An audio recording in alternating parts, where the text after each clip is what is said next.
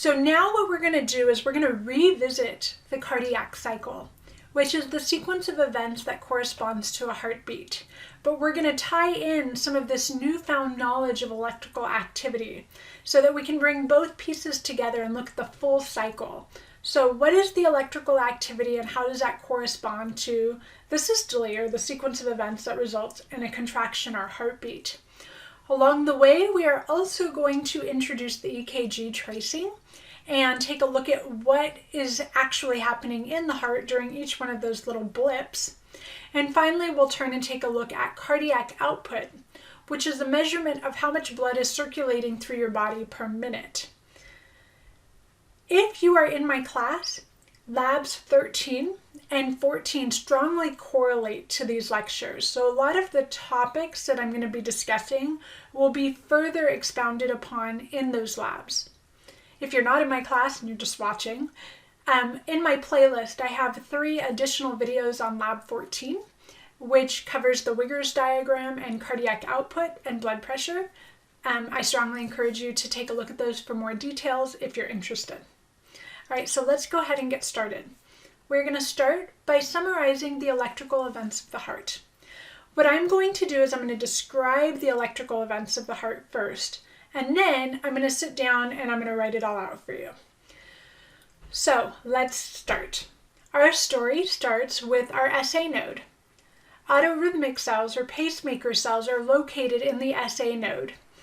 And in the prior lecture, we learned how the pacemaker potential will eventually reach -40 millivolts and cause that wave of depolarization that's going to start the entire process. So the pacemaker cells depolarize, and then that sets off a series of action potentials. Now, I briefly mentioned that there are actually 2 different pathways through the atria. We have gap junctions through a lot of the myocardial cells, and then there's specialized neurons that are called the internodal pathways. Both of them play a role. For my class, it's not important that you know the internodal pathways. It's fine if you just think about gap junctions, kind of creating an umbrella or a wave of action potentials over the course of the atria. Now, one really important thing here is that the atria are very electrical, and then the ventricles are very electrical. But what prevents the action potentials that start in the atria from just continuing all the way down to the ventricles? And it turns out that around the AV valves, the tissue is non-excitable. It becomes very fibrous, and the action potential basically stops. And you can actually see that here in this picture. So you can see that it looks like a purple wave in the atria, and then it just stops. It doesn't continue down into the ventricles. So that's a good thing, as we will see. Then the AV node picks up that depolarization. Now, I also mentioned that the AV node is also a set of autorhythmic cells, but they move a lot slower. But when they get their wave of depolarization, they're kind of like creeping along, and then they get a wave of depolarization. They're like, oh, okay, yes. And so then they're going to start action potentials. But it's about a 0.1 second delay. So depolarization sweeps over the atria, the AV node picks it up and waits about 0.1 seconds. And then the electrical signals are going to be rapidly propagated down specialized cells that are kind of like neurons. So electrical fibers that run down the ventricular septum, so the wall in between the left and the right ventricle. And this is called the bundle of His, and it goes all the way down and branches out into specialized fibers called Purkinje fibers. So sometimes it's known as bundle branches, but effectively there are specialized neurons that are going to go rapidly, send them right down to the apex of the heart, or the point of the heart, and then they kind of reach back up and kind of feed their way back around, almost like jellyfish tentacles. That's what I kind of think of, as they kind of wrap around like jellyfish tentacles. So that's going to rapidly send these electrical propagation, and that's going to start another wave of action potentials that are more or less going to start from the apex, the point of the heart. And so what happens now is we get a wave of depolarization coming up.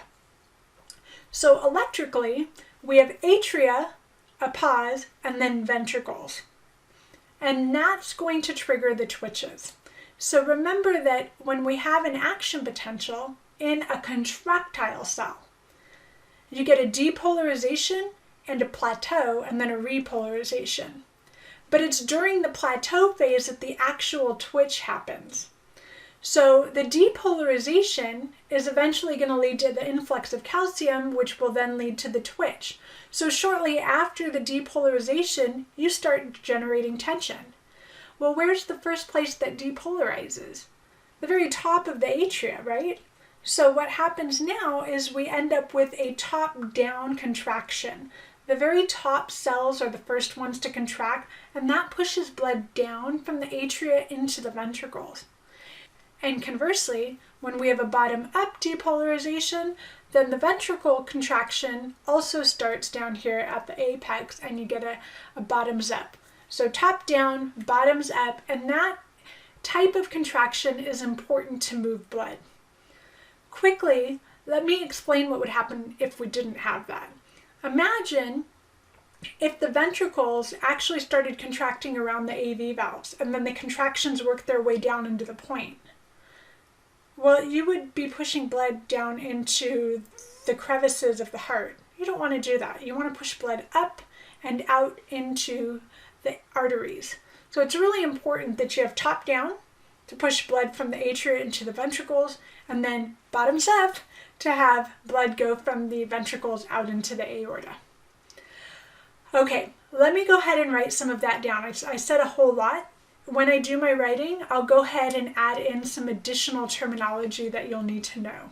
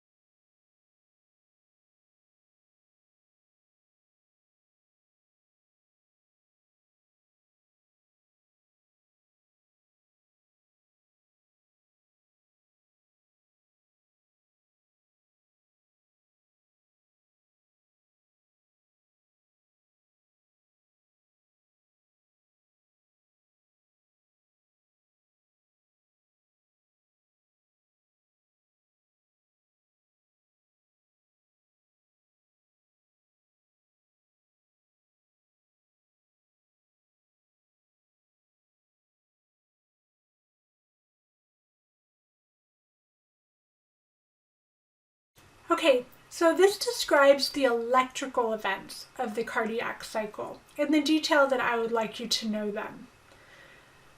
We are going to map these electrical events onto the actual contractions in a little bit. I've also highlighted new terms, bundle of His and Purkinje fibers. And again, this is just a rapid way for the AV node to send that electrical signal down to the apex of the heart so that we can start a bottoms-up contraction rather than a top-down contraction in the ventricles, which would not move blood nearly as effectively as the bottom-up. Okay, so now let's go ahead and take a look at the EKG. Chances are everybody's seen, even if not in real life, on a TV screen, perhaps, an EKG tracing. So somebody's hooked up to an EKG and you can see it's blip, blip, blip, blip, right? So there's a sequence, there's a specific tracing that we see repeatedly with EKGs. And the tracings are actually related to the electrical events of the heart. So it is the electrical events of the heart that give you the specific tracings. Now the tracings, every time you get a blip, All that means is that the electrical events have kind of changed in some significant way. The more pronounced the deflection, the greater the overall change in electricity. So let's actually draw out an EKG tracing. Sometimes these are known as ECGs. EKG, ECG, K is cardia in German, C is cardia in English. So an EKG tracing looks something like this. Go ahead and draw this out with me.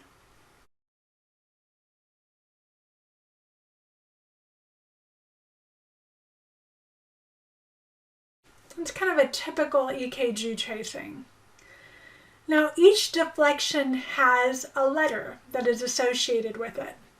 And we start with P, as in, please, deity that I pray to, let me pass this class, or let me get an A in this class.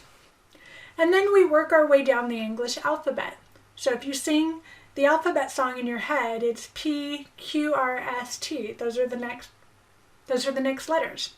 So we are going to go Q for this deflection, R, S, and T, respectively. The P and T waves, and those are what they're called, those deflections are called waves, are pretty standardly just P and T waves, respectively.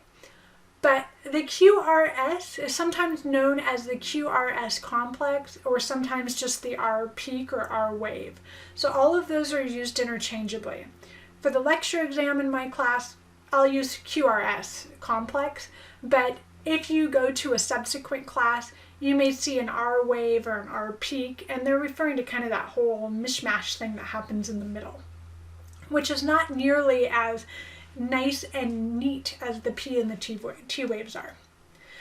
So these all correspond to electrical events.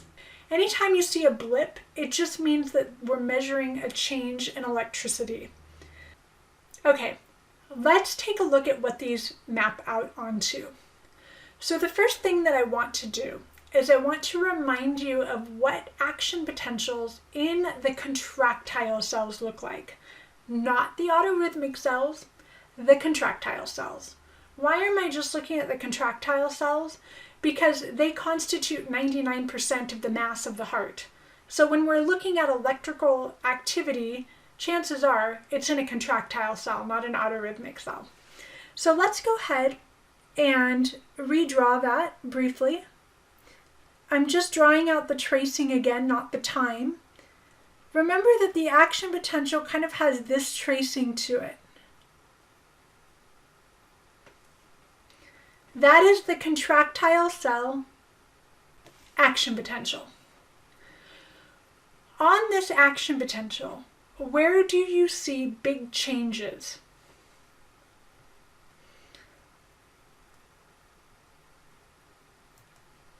The big changes happen at the depolarization and the repolarization phase.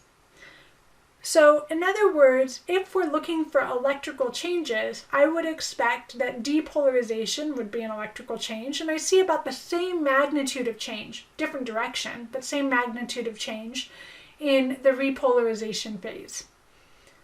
Okay, how far apart are they? The time elapsed here between these two might be about 150 milliseconds. So let's just say that I have atria tissue. I'm not looking at the whole heart, I'm just looking at the atria. And I'm measuring an EKG from the atria. Let me show you what you would see. Flat, atria is doing nothing, and then atria depolarizes, and flat, and then atria repolarizes. That's what it would look like. You might think to yourself, well, in repolarization, it should have gone down, right? Based on how the electrodes are placed, the fact that the blip goes up or down does not correspond to depolarization or repolarization, just the fact that there's a change. So no significant change, depolarization, blip. no significant change because we're at that plateau phase, repolarization, blip. So in other words, the blips or the waves or the complexes really only pick up the depolarization phase and the repolarization phase of the action potential. The plateau phase doesn't contribute significantly enough because it's not creating enough change. So therefore it's not really picked up. So if we now go back to our set of events here, let's take a look at what's going on here. The first thing that happened is the atria depolarize. And so if we were to look at atria, let me just go ahead and put atria here. The atria are going to depolarize like this. And then the twitch starts developing, right? Meanwhile, that depolarization is picked up by the AV node after about a 0.1 second delay and then sent down the bundle of His and Purkinje fibers. Now, the electricity of the bundle of His and Purkinje fibers is actually significant enough to be picked up on the EKG. But two other things are happening around the same time. So the atria will eventually repolarize, right? About 150 milliseconds later. But remember what happens about 0.1 seconds after that initial depolarization? The AV node is going to send it down the bundle of His and Purkinje fibers. So right around here, you're going to start getting some activity going on from the bundle of His and Purkinje fibers, and then that's going to trigger the ventricles to also start their own action potentials, and that's going to cause depolarization of the ventricles, and then guess what? A plateau phase, and then a repolarization. So if we map out these events over time, we'll notice that there's kind of 3 time points where there's big changes. There's the atrial depolarization, the atrial repolarization, the bundle of His and Purkinje fibers, and then followed by the ventricular depolarization all happen kind of within the same time frame, within the same 50 milliseconds or so. And then finally, you get ventricular repolarization.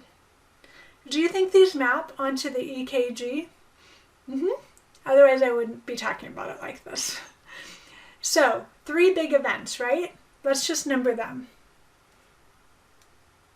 1, this mess is 2, and this is 3. All right, let's take a look here. 1, 2, 3. So the P wave is the result of atrial depolarization, or all of the atrial cells exhibiting the beginning part of their action potential.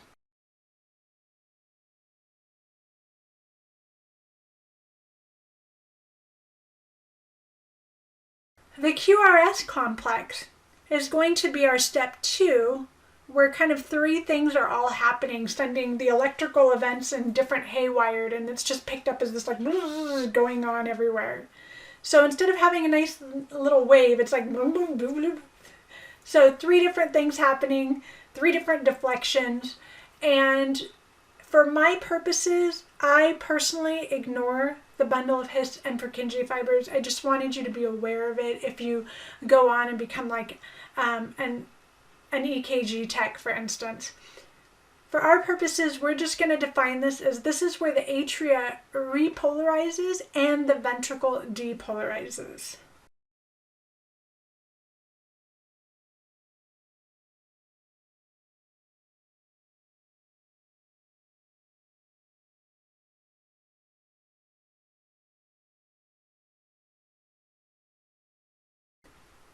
And so that means the T wave is going to be ventricle repolarization.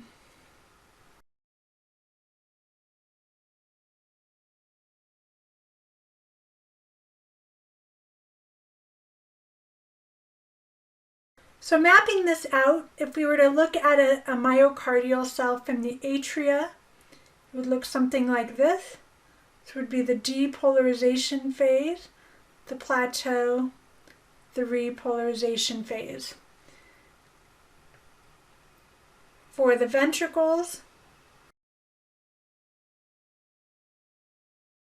nothing, nothing, nothing, and then they're going to depolarize and repolarize, something like that. So let me go ahead and show you a sequence of pictures from the textbook that further reinforce this concept. So once again, we know that the electrical events of the heart are generated in the pacemaker cells, which in a functioning heart are going to be the SA node. When the SA node depolarizes, that wave of depolarization sweeps over all the myocardial cells, creating a wave of depolarization. So the purple that you see here in the atria is specifically representing the depolarization. You can see that the bundle, you can see that the AV node picks it up and is starting to send those electrical signals down a little bit farther. And as they move down the bundles, you can start to see kind of a deflection. And now we're starting to get more deflection as we get into our ventricular depolarization.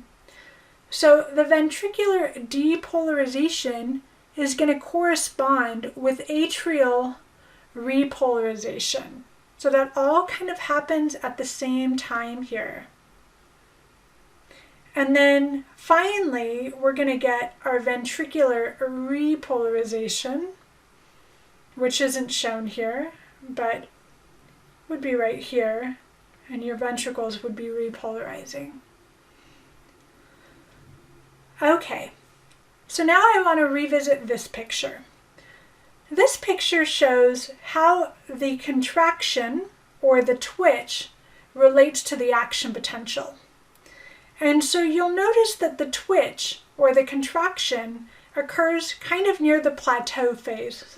So when we think about developing tension is going to happen. So in relationship to the atrial or the ventricular action potential, around the middle of that action potential in the plateau phase is where tension is going to develop and push blood. So this is going to be our systole phase. So remember, systole means to contract, diastole is going to be to relax. So if we look at our drawing here, that tells us that our atria is going to contract right in here.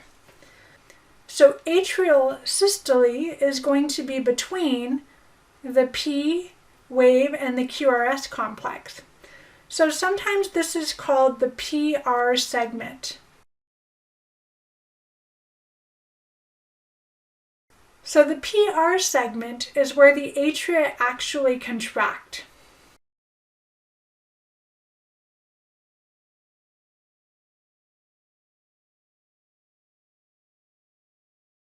Likewise, the ventricles are going to contract during the plateau phase of their action potential.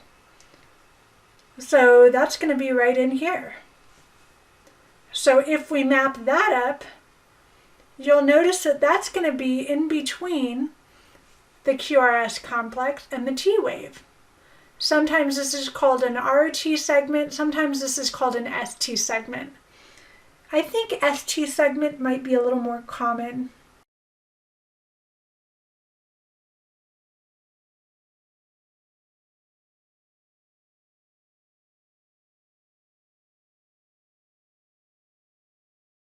When we think about contractions occurring in the atria or the ventricles, the more appropriate term to use is systole. So get used to it now because you'll see it all over the place. So the PR segment corresponds to atrial systole and the ST segment corresponds to ventricular systole. So this is a picture here showing that. I'd like you to linger and take a close look at it.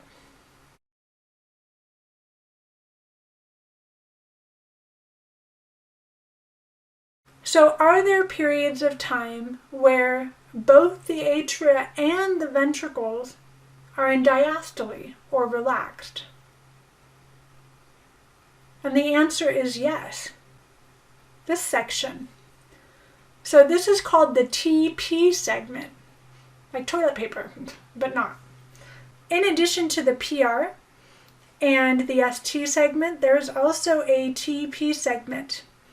And during the TP segment, neither the atria nor the ventricles are exhibiting a contraction and moving blood, and therefore they are both in diastole. Feel free to pause this video as needed to make sure that you fully understand how the electrical events of the heart map onto the cardiac cycle as we described it in one of our earlier lectures, where we looked at systole and diastole. All right, our last topic is going to be something called cardiac output. Cardiac output is basically a measurement of how much blood your heart is moving per minute. And I'm going to give you the equation because it can actually be calculated if you have the right information. But before I give you the equation, I want to give you a better idea of what this means, cardiac output. So I have a pretty generic looking heart there. And instead of having a closed circuit where all my blood vessels are connected to each other, I have an open circuit where I'm taking blood and I'm pumping it into a beaker. So when I have blood in my left ventricle, every time my heart beats, I eject a certain amount of that blood. Do you remember what that's called? That's called the stroke volume. So stroke volume is the amount of blood ejected from the left ventricle during each cardiac cycle or each heartbeat.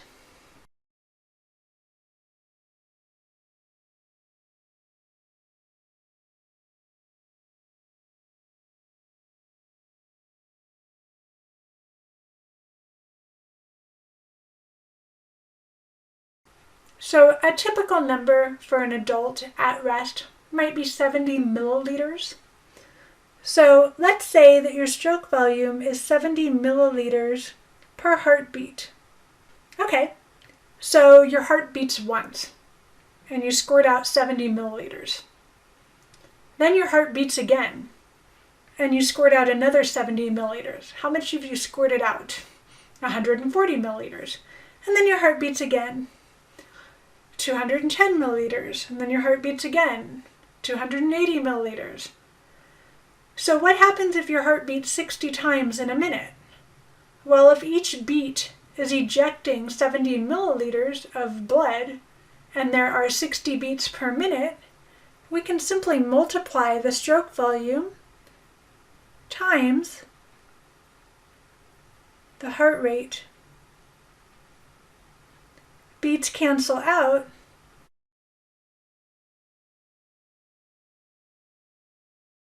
and this gives you what is known as cardiac output. So cardiac output is heart rate times stroke volume. So at rest, a typical cardiac output is between 4 and 5 liters, or 4,000 to 5,000 milliliters per minute. It's just an indication of how much blood is cycled through your body per minute. During exercise, your cardiac output increases significantly. So how could you increase your cardiac output? Well, mathematically, I could increase my cardiac output by increasing my heart rate. If instead of having 60 beats per minute, I have 120 beats per minute, that would double my cardiac output, right?